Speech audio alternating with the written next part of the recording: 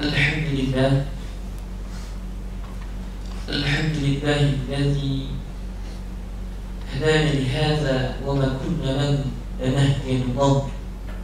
أشهد أن لا إله إلا الله وحده لا شريك له، وأشهد أن سيدنا ونبينا محمدا عبده ورسوله لا نبي بعده. اللهم صل وسلم على سيدنا محمد وعلى آله وأصحابه أجمعين. أما بعد، فيا عباد الله اتقوا الله حق تقاته ولا تموتن إلا وأنتم مسلمون. قال الله تعالى في كتابه الكريم: أعوذ بالله من الشيطان الرجيم، بسم الله الرحمن الرحيم. ولو أن أهل القرى آمنوا واتقوا لفتحنا عليهم بركات من السماء والأرض ولكن كذبوا فأخذناهم بما كانوا يكسبون. صدق الله العظيم، صدق رسول النبي الحبيب الكريم، ونحن على ذلك من الشاهدين والشاكرين والحمد لله رب العالمين. Hadirin sidang Jumat rahimakumullah. Alhamdulillah, bersyukur kita disembahkan kehadirat Allah Subhanahu wa taala yang mana kembali lagi di siang hari ini Yaumul Jumat. Allah Subhanahu wa taala masih memberikan kenikmatan kepada kita, keimanan dalam hati kita, kesungguhan dalam taat kepada Allah Subhanahu wa taala yang kita lanjutkan siang ini dengan memenuhi panggilannya melaksanakan salat Jumat. Mudah-mudahan Allah Subhanahu wa taala menerima amalan ibadah kita yang telah kita lakukan, yang sekarang kita laksanakan, dan insyaallah yang akan datang kita laksanakan. Salawat dan salam semoga Allah dipacurahkan kepada junjungan alam Nabi besar Muhammad sallallahu alaihi wasallam, para keluarganya, sahabatnya, dan kita semua umat yang mudah-mudahan tersindir Allah kita bisa mendapatkan syafaatul uzma. Amin ya rabbal alamin. Jamaah sidang Jumat rahimakumullah.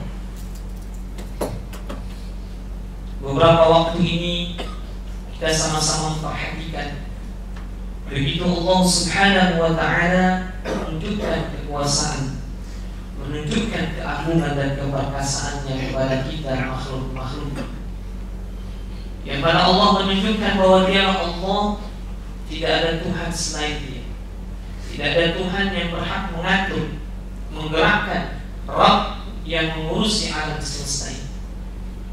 Maka ketika Allah Subhanahu wa taala telah melakukan kehendaknya, telah berkuasa terhadap segala sesuatu yang diinginkannya, maka hal itu pasti terjadi. Dan tidak ada satu makhluk pun di muka bumi ini, hatta berkumpulnya dan bersatunya makhluk ciptaan Allah untuk menggagalkan rencana Allah, tidak ada satu makhluk pun yang sanggup menahan. Itulah yang merupakan etikat dan keyakinan kita sebagai umat Islam. Hadirin sidang Jumat rahimakumullah, ketika ada satu hal atau ayat-ayat yang Allah berikan kepada kita di alam semesta ini, tanda-tanda kekuasaannya yang menimpa kita, yang menurut kita dari sudut kita sebagai makhluk itu tidak mengenakan hati atau tidak sesuai dengan keinginan kita, atau bahkan menyakiti kita, maka kita sering katakan itu sebagai satu musibah buat kita. Oleh karena yang penting, pada kesempatan saat ini khatib ingin menyampaikan satu tema tentang musibah, asbabul musibah dan hakikat musibah, sebab-sebab musibah dan hakikat dari musibah yang menurut kita Allah timpakan kepada kita. Hadirin sidang Jumat rahimakumullah, kalau kita melihat di dalam firman Allah dalam Al-Qur'anul Karim, ketika ada satu kejadian yang tidak mengenakan kita, yang kita sebut dengan musibah. Musibah secara bahasa dia berasal dari bahasa Arab, yang akar katanya adalah kata sabah yusibu Sobatan ay musibatan, yang artinya secara bahasa adalah sesuatu yang tidak disukai oleh hati kita. Sedangkan menurut Kamus Besar Bahasa Indonesia, musibah berarti sesuatu kejadian yang menimpa baik individu maupun kelompok yang ternyata kejadian itu tidak menyenangkan hati. Berarti dalam konteks ini, sepakati musibah adalah sesuatu yang menimpa individu kita maupun kelompok maupun berjamaah. Itu hal tersebut tidak menyenangkan atau tidak disukai oleh hati. Allah Subhanahu wa ta'ala menyebutkan kata musibah ini dalam Al-Quran. Oleh karenanya ketika kita lihat, ketika terjadi musibah, apa faktor penyebabnya? Allah Subhanahu wa ta'ala telah menyebutkan di dalam Al-Quran, setidaknya kalau kita lihat asbabul musibah ada dua perkara.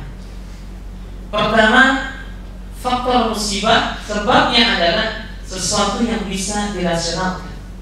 Sebab musibah adalah sesuatu yang bisa dinalar, sesuatu sebab yang terjadi akibat ulah perbuatan manusia itu sendiri, yakni manusia yang jahil, yang bodoh, yang telah merusak alam Allah ini dan telah merusak dirinya secara individu.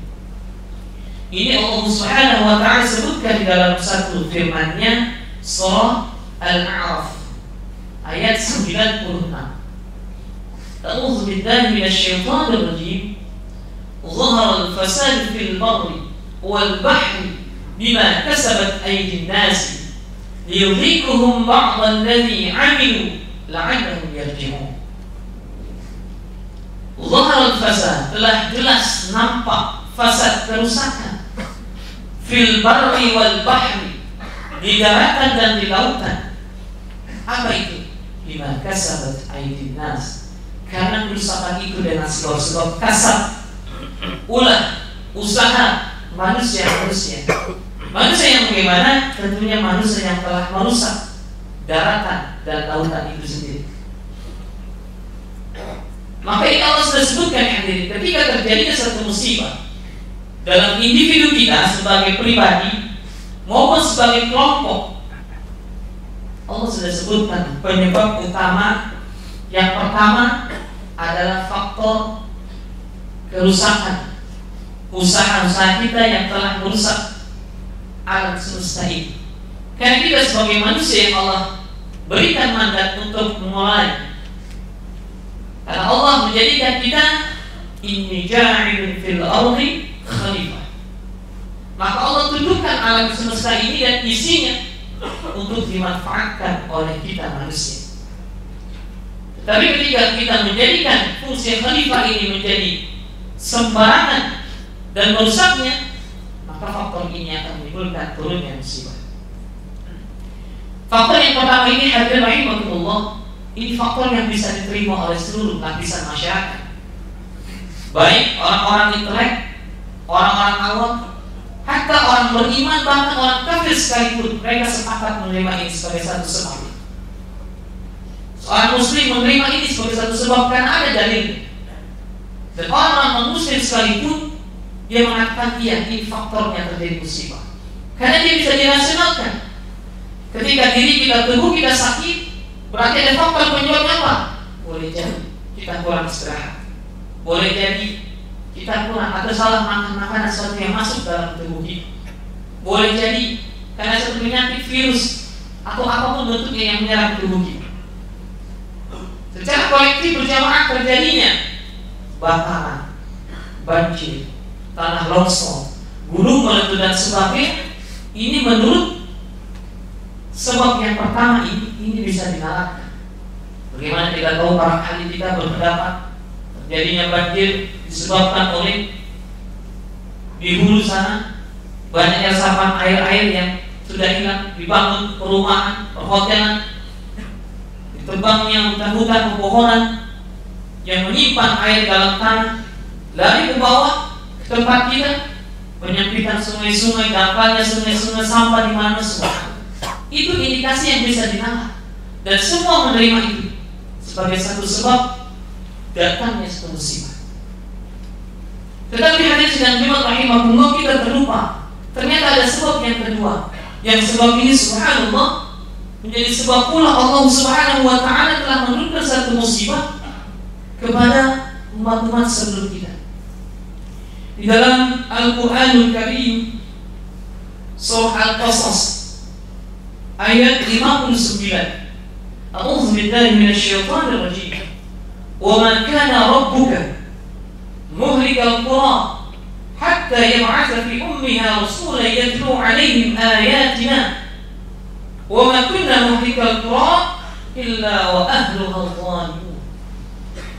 Allah memberikan informasi bahwa tidaklah kami, kata Allah, tidaklah Tuhan mengazab satu penduduk kota, satu negeri, kecuali negeri itu mendustakan Rasul yatlu alaihi, mendustakan Rasul-Rasul yang kami utus, yang membacakan ayat-ayat kami.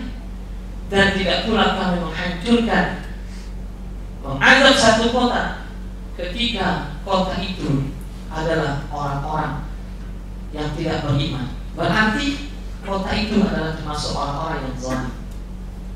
Hadirin sedang Jumat rahimahullah, kalau kita lihat ayat ini berarti Allah tidak akan menurunkan satu musibah, satu azab kepada satu orang, seseorang, individu maupun kelompok, bahkan satu kota sekalipun, kecuali penyebabnya mereka mendustakan ayat-ayat Allah, tidak mengamalkan ayat-ayat Allah, dan mereka termasuk orang yang zalim. Hadirin sedang Jumat rahimahullah, ternyata sebab yang kedua ini yang kita harus renungkan, karena banyak yang sampai saat ini masih tidak menangkap sinyal Allah. Kenapa ada satu kejadian yang kita alami terus begini? Kita khawatir jangan-jangan karena satu kedurhakaan secara individu, secara kolektif kita kepada Allah, maka Allah turunkan musibah ini. Hadirin sedang Jumat rahimahullah, itu asbabnya. Sedangkan kalau kita lihat secara hakikat musibah, musibah itu di dalam Al-Quran Allah Subhanahu wa ta'ala sebutkan, kalau kita mempelajari, setidaknya ada 3 hakikat musibah. Yang pertama, musibah itu hiyal fitnah. Musibah atau kejadian yang tidak kita senangi terjadi atas kehendak Allah, itu bisa menjadi satu fitnah, satu ujian dari Allah Subhanahu wa ta'ala. Musibah yang menjadikan Allah sebagai satu ujian, ini hanya Allah timpakan, Allah kenakan pada orang-orang yang beriman dan beramal saleh. Karena musibah atau ujian ini, itu hakikatnya pasti akan dialami semua kita yang mengaku beriman. Allah Subhanahu wa ta'ala di dalam surah Al-Ankabut ayat 2 dan 3 mengatakan dalam firman-Nya, Bismillahirrahmanirrahim, hasiban nasu ayyutraku ayyakulu amanna wa hum la yuftanun. Apakah akan kami biarkan kalian berkata ayyakulu amanna, kami beriman kepada Allah, padahal mereka wa hum la yuftanun, belum diuji oleh Allah Subhanahu wa ta'ala. Maka kalau kita hadirin sudah mengaku beriman, pasti ujian itu akan Allah berikan kepada kita. Untuk apa? Ayat ketiganya Allah berikan kepada kita informasinya. Walaqad fatanna alladziina min qablihim falya'lamanna Allahu alladziina shadaqu wa laya'lamanna al-kadzibin. Agar Allah ingin mengetahui dengan benar bahwa siapa yang benar-benar mengaku beriman dan imannya benar-benar sempurna, bukan orang-orang yang sekedar hanya ucapan saja beriman, tetapi amalannya malah bertentangan dengan iman. Jadi hanya dalam konteks yang pertama ini, ketika ada satu yang tidak mengenakan terjadi pada diri kita dan kelompok dalam kondisi masyarakat kita, berarti ini mudah-mudahan kita yang beriman jadi satu ujian. Yang mana ujian ini menjadi apa? Yurfa'ud darajat, mengangkat kemuliaan derajat kita di sisi Allah Subhanahu wa ta'ala, yukaffir anhum adh-dhunuba, dan akan menghapus dosa-dosa kita. Yang kedua, musibah hakikatnya sebagai tazkirah. musibah itu dia tazkirah, dia sebagai peringatan yang Allah berikan kepada orang-orang yang baik awalnya, tapi karena fitrahnya yang selalu digoda oleh musuh-musuh Allah, sehingga dia terlalaikan daripada kebaikan itu. Maka Allah Subhanahu wa ta'ala memberikan satu musibah ini untuk apa? Liyudhiqahum ba'dal ladzi 'amilu la'annahum yarji'un.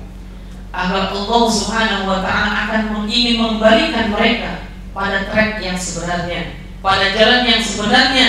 Kalau mereka dibiarkan begitu, dikhawatirkan akan semakin jauh dari Allah Subhanahu wa ta'ala. Maka Allah ingin menjadikan sebab keburukan ataupun kelalaian yang mereka lakukan, agar Allah ingin membalikan pada jalan yang Allah ridha. La'allahum yarji'un. Dan ini merupakan satu kenikmatan hadirin. Ketika kita lagi lupa kepada Allah, Allah sentuh kita dengan tegurannya, terus kita kembali pada track yang sebenarnya, beramal yang baik kembali. Maka ini satu kenikmatan yang indah yang Allah berikan kepada kita. Yang ketiga, al-musibatu yal azab. Ini yang harus kita khawatirkan. Musibah yang Allah Subhanahu wa ta'ala berikan kepada kita, kita anggap tidak mengenakan hati kita, ini merupakan azab dari Allah Subhanahu wa ta'ala. Apa itu azab? Murka Allah yang Allah berikan kepada satu kaum, satu kelompok. Ini Allah sebutkan hadirin di dalam Al-Quranul Karim surah Az-Zumar ayat 25-26. Bismillahirrahmanirrahim. Kadzdzaba alladziina min qablihim fa'ataahumul 'adzabu min haitsu la yash'urun. Orang-orang mereka yang mendustakan ayat-ayat kami sebelum mereka, sebelum kita, yakni orang-orang yang Allah berikan kepada mereka azab, fa'ataahumul 'adzab, kami datangkan kepada mereka satu azab yang mana azab itu merupakan satu kehinaan, satu keburukan Allah di muka bumi ini, yang mana azab itu datang la yash'urun, ya, dari tempat yang mereka tidak duga-duga datangnya. Kita tidak bisa mengira setelah sinabung, gunung Hulu, kemudian sudah ada informasi bagaimana Krakatau dan Papandayan sudah mulai berjuang, atau nanti bahkan yang lain. Allah yang mempergerakkan itu semua. Jadi bukan karena pergerakan alam itu sendiri dengan upayanya yang bergerak, tapi Allah yang telah membuat itu dengan sebab kedustaan yang dilakukan oleh makhluk Allah yang namanya manusia sebagai khalifah. Kemudian Allah lanjutkan, fa'adzabahumullahu al-khizya fil hayati dunya, yang mana Allah itu kami berikan sebagai khizy, kehinaan, kerendahan yang Allah berikan pada orang-orang yang berhak tersebut. Wa azabul akhirat akbar, dan azab akhirat nanti Allah sediakan tentunya lebih besar daripada yang sekarang dirasakan. Auzubillah. Hadirin sidang Jumat rahimakumullah. Setelah kita mengetahui sebab musibah, hakikat musibah, maka apa yang harus kita lakukan menyikapi ini? Allah pun telah memberikan pada awalnya dalam Al-Quranul Karim surah Al-Baqarah ayat 155. Auzubillahi minasyaitonir rajim, dan selanjutnya, وَلَنَبْلُوَنَّكُمْ بِشَيْءٍ مِنَ الْخَوْفِ وَالْجُوعِ وَنَقْصٍ مِنَ الْأَمْوَالِ وَالْأَنفُسِ وَالثَّمَرَاتِ وَبَشِّرِ الصَّابِرِينَ الَّذِينَ إِذَا أَصَابَتْهُمْ مُصِيبَةٌ قَالُوا إِنَّا لِلَّهِ وَإِنَّا إِلَيْهِ رَاجِعُونَ. Mari kita perhatikan ayat ini. Sebelum ayat ini Allah sedang mengingatkan, ya ayyuhalladzina amanu ista'inu bis-sabri was-salah. Wahai orang-orang yang beriman, memohonlah, meminta tolonglah kepada Allah dengan sabar dan salat. Innallaha ma'as-sabirin. Allah bersama orang yang sabar. Dan kata Allah, kami akan uji kalian dengan apa? Minal khauf, ketakutan, wal ju', kelaparan, wa naqsim minal amwal, kekurangan harta benda, wal anfus, kematian, was thamar, hancurnya sandan pangan, buah-buahan, hasil tanaman, pertanian.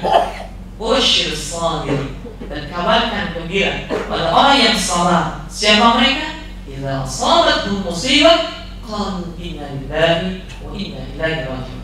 Orang yang sabar itu Allah sudah indikasikan adalah orang yang ketika diuji itu semuanya mereka punya azam yang kuat, kembalikan kepada Allah.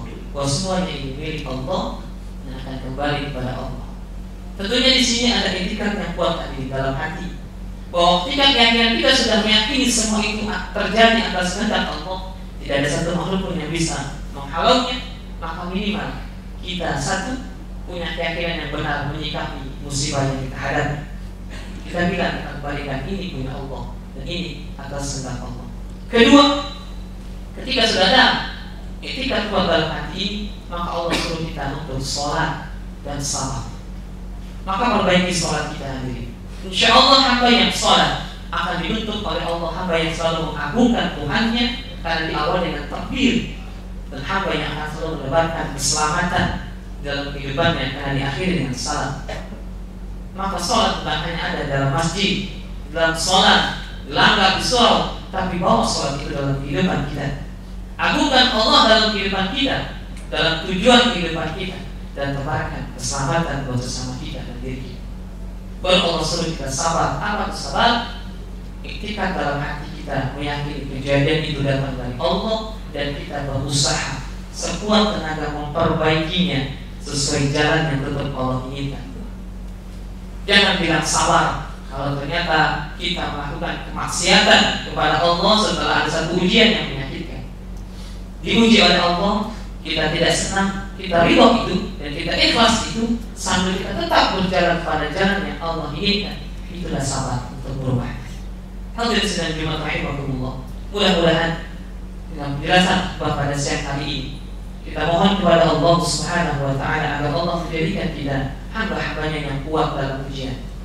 Hamba-hambanya yang Allah selalu uji dengan ujian itu akan semakin memantapkan keimanan kita dan akan semakin menjadikan kita hamba yang kembali kepada Allah.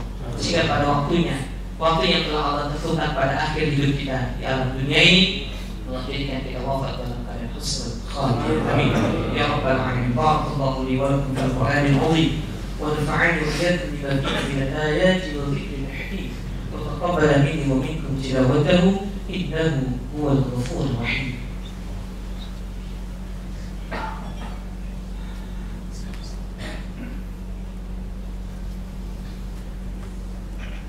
Alhamdulillah al-kafa, salatu wassalamu ala sayyidil mustafa wa ala alihi ahli sidqi wal wafa. Amma ba'du, fa ya ibadallah, ittaqullaha mastata'tum, sari'u ila maghfirati rabbil alamin. Wa'lamu anna Allah ta'ala amarakum bala fihi bi nafsihi, sanna bi malaikatihi musabbihati bi qudsi. Qala Allah ta'ala fi kitabihi al-karim, Inna Allah wa malaikatahu yusalluna 'alan nabi ya ayyuhalladzina amanu sallu 'alaihi wa sallimu taslima. Allahumma salli wa sallim 'ala sayyidina Muhammad wa 'ala alihi wa azwajihi wa auladihi wa dhurriyyatihi wa 'an baqiyati sahabati wat tabi'in wa tabi'it tabi'in wa man tabi'ahum bi ihsan ila yawmiddin wa 'alaina ma'ahum bi rahmatika ya arhamar rahimin. اللهم اغفر للمؤمنين والمؤمنات والمسلمين والمسلمات الأحياء منهم والأموات إنك سميع كريم مجيب الدعوة يا قاضي الحاجة. اللهم أعنا على ذكرك وشكرك وحسن عبادتك. اللهم اجعلنا من الصابرين واجعلنا من المسلمين واجعلنا من المخلصين برحمتك يا أرحم الراحمين. ربنا آتنا في الدنيا حسنة وفي الآخرة حسنة وقنا عذاب النار. عباد الله، إن الله يأمركم بالعدل والإحسان وإيتاء ذي القربى وينهى عن الفحشاء والمنكر والبغي يعظكم لعلكم تذكرون. اذكروا الله العظيم يذكركم واشكروه على نعمه يزدكم فاسألوه من فضل يعطيكم ولذكر الله أكبر. في الصلاة.